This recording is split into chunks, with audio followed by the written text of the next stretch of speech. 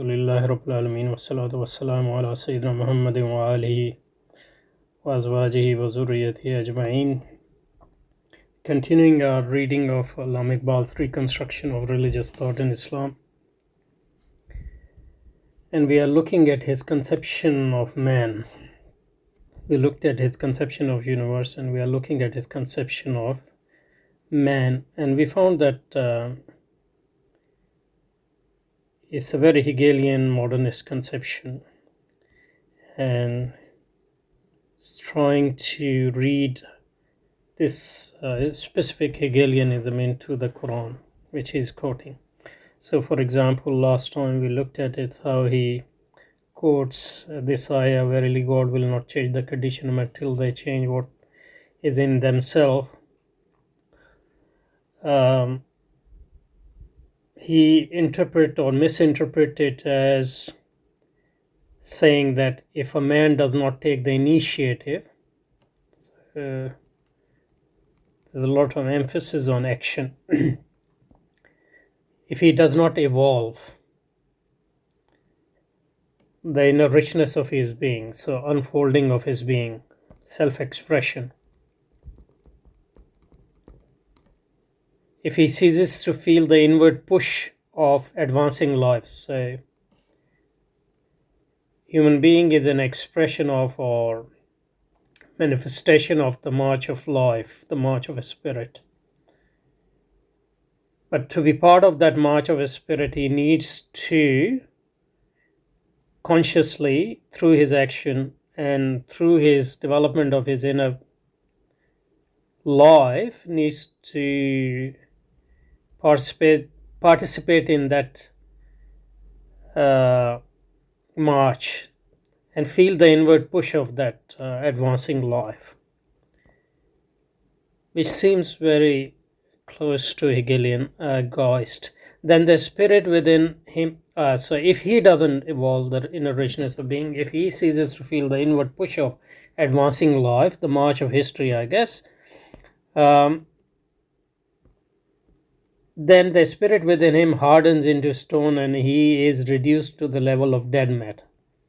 So this is a misinterpretation of the, if we don't remember Allah subhanahu wa ta'ala, our hearts harden. Allah Iqbal is misreading it as saying that if a man doesn't evolve, doesn't explore the inner richness of being through self-expression and through finding the inward push of advancing life within his inner being and become participant in it, then his spirits become a dead matter. But his life and the onward march of his spirit depend on the establishment of connection with reality that confronts him. So this inner march of the spirit, so let's dwell on this a bit. We have looked at it before as well, but we want to connect it to what he is going to talk about today. So man's self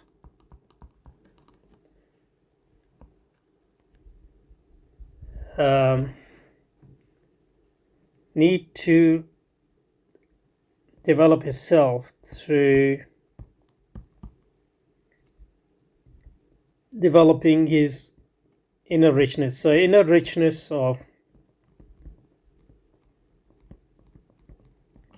human beings are like potential, and he needs to actualize them through realizing that development of his spirit and his self is related to the march of life, the historical or march of the cosmic spirit, in the sense that the life advances and the cosmic spirit advances through human spirit. So if we develop our human spirit and become self-conscious of this march, and if we make ourselves worthy of this, then we become part of world historical march. We become part of this advancement of life. And our living spirit feels this push of life.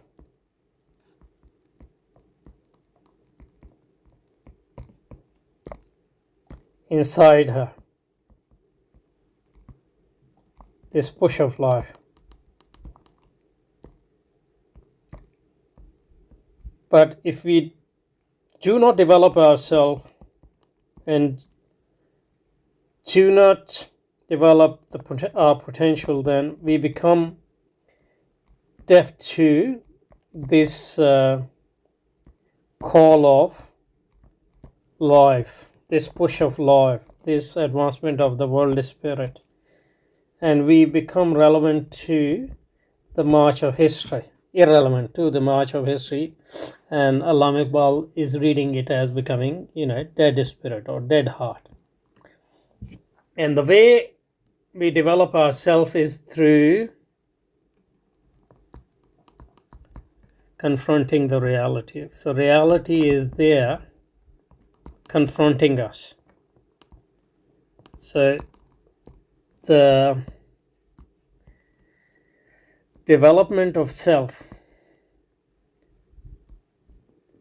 and the actualization of the self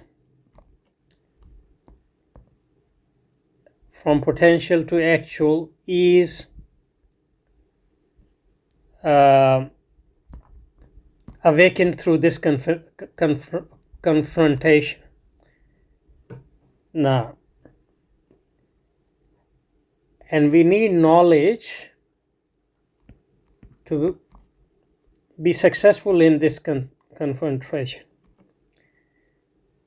And knowledge of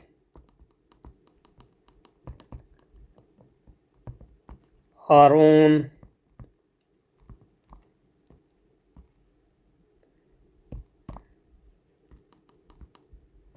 inner possibilities are, in modern education language, you can say potential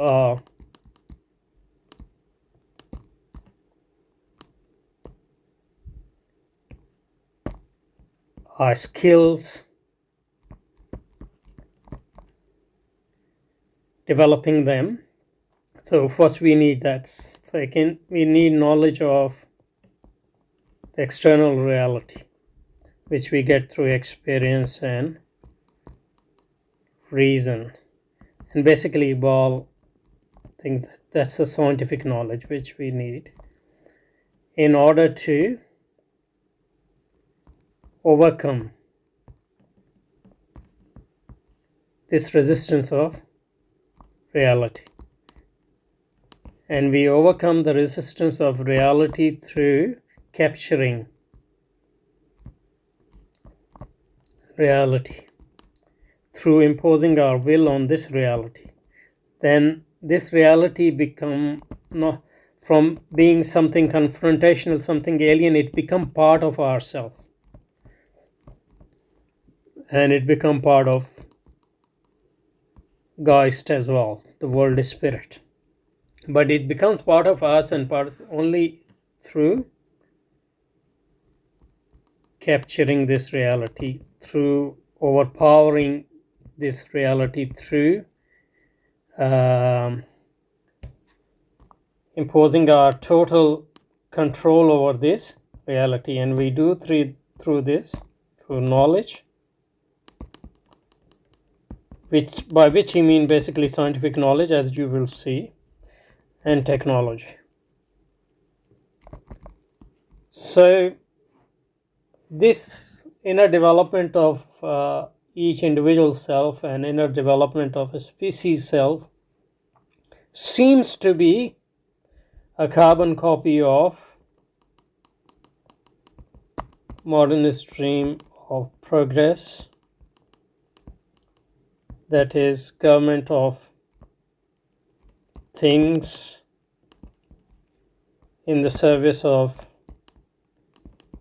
humanity and individuals, and the world where reality is subservient to human will and human need, it become part of their self. So once we overcome it, it's no longer the other. It become part of ourselves in that way. And this is Hegelian scientific enlightenment project, and Allama Iqbal is reading this into the Quran. And this project is a self, like individual self, and it's a world historical march of a spirit, which is either species self or human species, and that march is through confronting reality and overpowering reality and capturing reality through knowledge and technology. So they are no longer alien to human self, but they are part of human self in the service of human self and its plan and its historical mission of becoming a co-worker of God or co-God or whatever. We looked at this in detail in previous sessions. Okay, so now this is going to connect to the story of Adam and the story of angels and the story of Allah subhanahu wa ta'ala teaching Adam all the names, etc. Let's read again the text according to what we just said. If he does not take the initiative, he does not evolve the inner richness of his being, if he ceases to feel inward push of advancing life, if he doesn't progress, doesn't develop, then the spirit within him hardens into stone and he is reduced to the level of dead matter. But his life and the onward march of the spirit, this is either cosmic spirit or the spirit as a species level spirit, depend on the establishment of connection with reality that confronts him. And this connection is through knowledge. Establish this connection, and the knowledge is a sense perception elaborated by understanding. That is scientific knowledge. So knowledge for Allama Iqbal is scientific knowledge, really. That's very important. Knowledge for Allama Iqbal. So spirit, individual spirit, as well as cosmic spirit, and this is a reality. And connection he is talking about with reality confronts these two spirits. Connection he is talking about is basically, as will become clear, is capturing and overpowering and fashioning this reality. So this is an alien reality, but once it is captured and it is refashioned according to human will, then it becomes part of human will. So it's no longer he doesn't feel alienation. So the way so you can read it either in Feuerbachian way or in Marxist way. It's up to you. But Iqbal is more for Feuerbachian Hegelian way.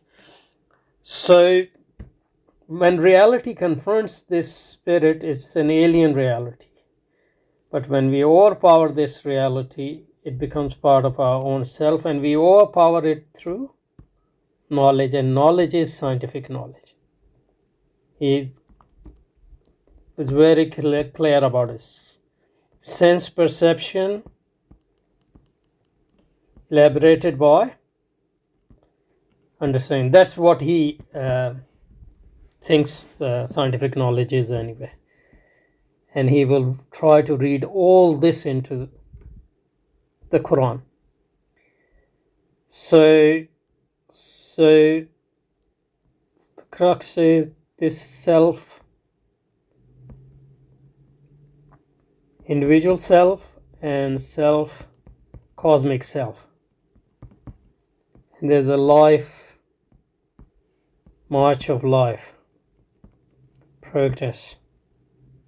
And they go ahead only through these individual self. When we develop ourselves, we equip ourselves with knowledge. We confront reality with knowledge, that is scientific knowledge and technology. We overpower it, we refashion it according to our own plans, that then we overcome reality, become part of ourself, and we expand ourselves. This self which was limited become limitless in that sense. So this is a version of the deification of human being through capturing the material universe, which is elaborated in different ways in empirical enlightenment, as well as Hegelianism, Kantianism, and Marxist philosophy. So idealism and materialism both are version of that quest for a deification of human being, and Allama Iqbal's version is an Islamic version, so-called. Okay. So it is the knowledge that establishes the connection, and knowledge is sense perception elaborated by understanding. So knowledge is scientific knowledge, and then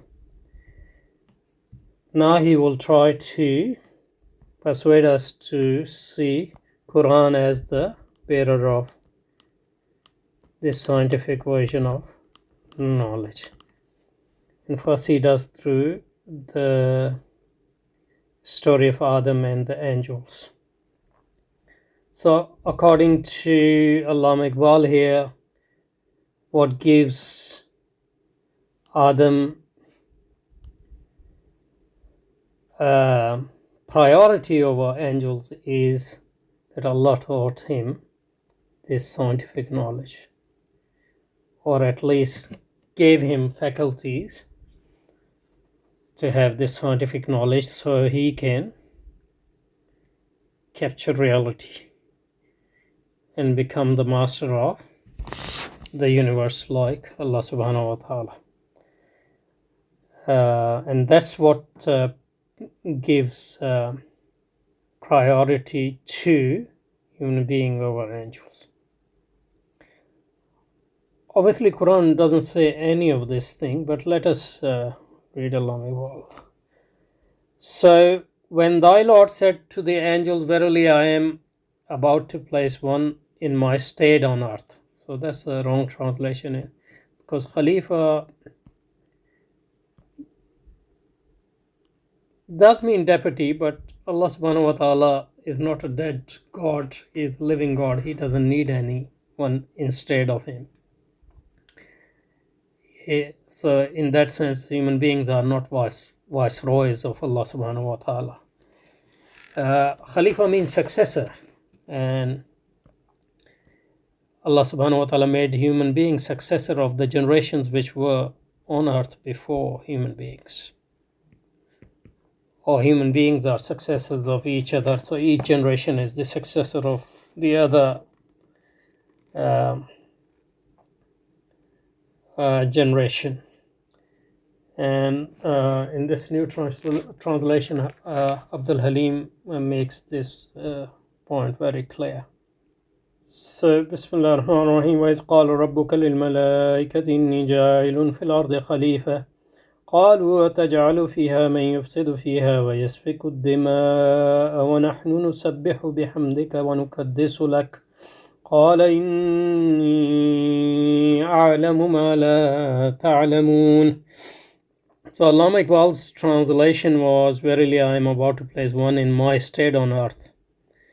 And Abdul Halim says, Prophet, when your Lord told the angels, I am putting a successor on earth, they said, how can you put someone there who will cause damage and bloodshed when we celebrate your praise and proclaim your holiness?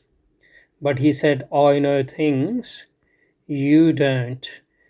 So Abdul Halim's translation is successor, and he has a very important note on this word successor in his translation. I'll go through it. So Abdul Halim says that Khalifa is normally translated as vicegerent.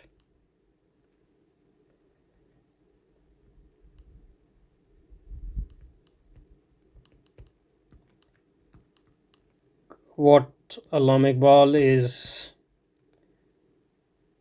or the translation he is doing is using is portraying as one in my state on earth.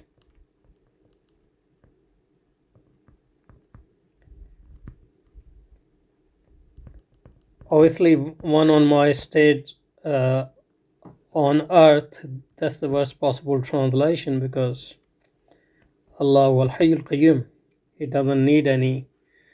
Anyway, so the term Khalifa is normally translated as deputy. While this is one meaning of the term, its basic meaning in Arabic language is successor.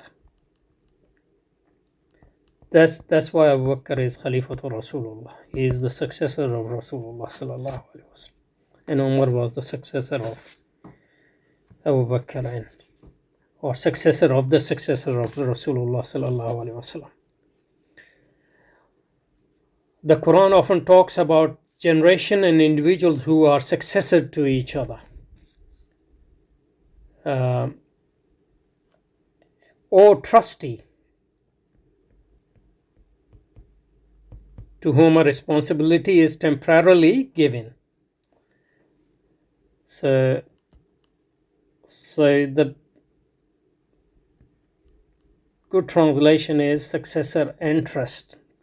So Allah subhanahu wa ta'ala made human beings successor to the earlier creatures on earth, and he made him trustee to the knowledge and to the capabilities he gave, and this trust will be accounted for on the day of judgment. But Allama Iqbal obviously is misreading it as Allah subhanahu wa ta'ala making man as his co-worker, in a sense, as he literally said a few paragraphs ago. So when thy Lord said to angel, verily I am about to place one in my stead on earth, they said, wilt thou place there one who will do ill and shed blood when we celebrate thy praise and extol thy holiness? God said, verily I know what ye know not. And he taught Adam the names of all things, name of all the things. Now Allama Iqbal will misinterpret it as scientific knowledge, and then set them before the angel and said, tell me the names of these if ye are endowed with wisdom. The correct translation, if you are truthful in your claim, or if you have evidence for your claim. They said, praise be to thee, we have no knowledge but what thou hast given us to know. Thou art the knowing, the wise. He said, O Adam, inform them of the names. And when he had informed them of the names, God said, did I not say to you that I know the hidden things of the heavens and of the earth, that I know that ye bring and that I know that ye bring to light and what ye hide. Now, Allama Iqbal is interpreting these verses. The point of these verses is that man is endowed with faculty of naming things. That is to say, forming concepts of them, and forming concept of them is capturing them. See, so he goes back to his project of mastery of the universe. But the Quranic sequence is rather different. So Allama Iqbal goes The point of these verses is that man is endowed with the faculty of naming. Okay, we can accept that faculty of naming things.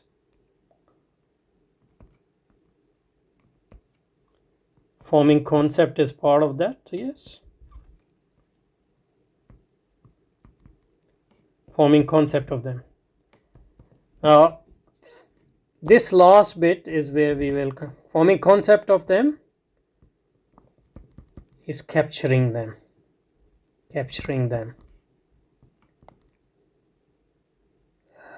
overpowering it, establishing his lordship on them. So formation, naming things and formation of concept is the way to human mastery. Ana rabbukum al-a'la. Human mastery. But the thing is, this is a shaitani project. So Allah's project is this: naming, let's say concept. Concept is one way anyway, but concept leads to trust.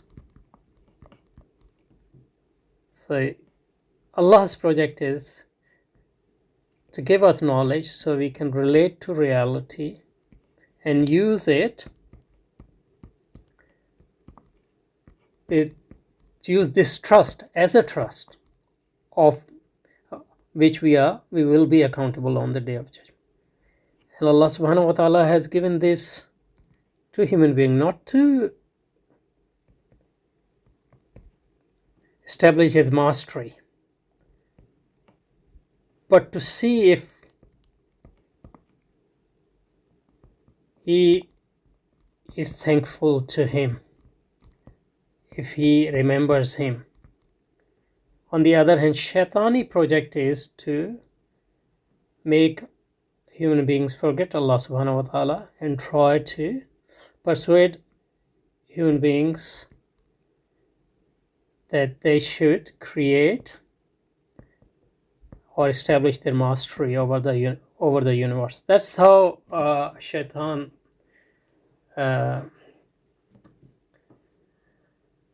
tricked Adam alayhi salam is by saying that I will indicate to you the tree of eternity.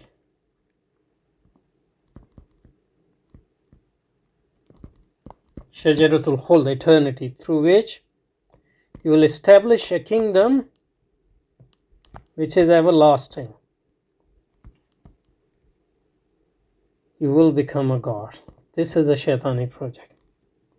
On the other hand, Rahmani project is that this is all test.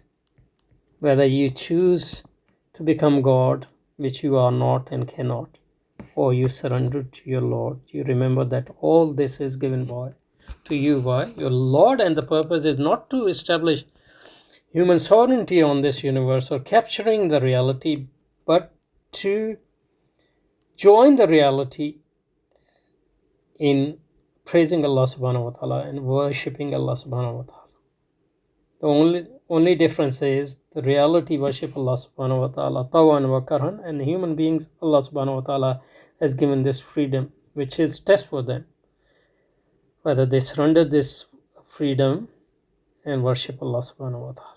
And what distinguishes human being from angels and the other creatures of the universe is this freedom, that they worship Allah subhanahu wa ta'ala like them.